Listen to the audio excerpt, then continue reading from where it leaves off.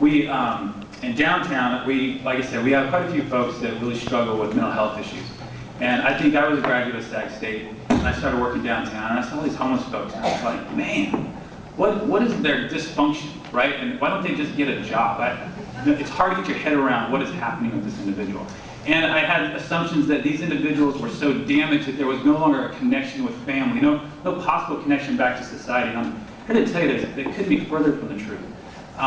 There was a gal downtown that, she was roughly my age. I had seen her down there for probably 15 years. And I ended up in a meeting that my navigators helped pull together that had their priest, had 2 officers were there. It had her dad, her stepmom, and her mother, and her sister. And we had a social worker on the phone, had my 2 navigators. And we could put together the course of this gal's last 15 years of her life when she was in the house, when she was on the street. And this was a person I just thought, there's no connection back to family. And through that type of coordination on this one person, we were able to get her into housing and get her reconnected with family.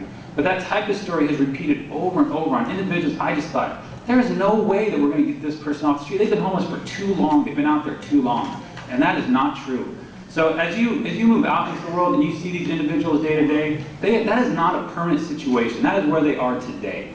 And you can do something to change that situation. And I encourage you, no matter whether you're going to be a graphic designer, or you go into the business world, or you become a licensed clinical social worker, there is something you can do in the area of ending homelessness. In all walks of life. You can go and become stinking rich and turn around and be a champion for one of these causes and bring some money back to the table. We would love that. So I just want to encourage you, wherever you want to jump into this conversation, it's worth jumping in. And a lot of times you'll see us, like a bunch of old guys and one very intelligent woman, standing around a car talking about, it should be like this and like that. Well, God forbid you insult that car, because all of us are going to jump on it. We may not all agree about how this car should work and what engine we should put in it, but we're all there. That's what we care about.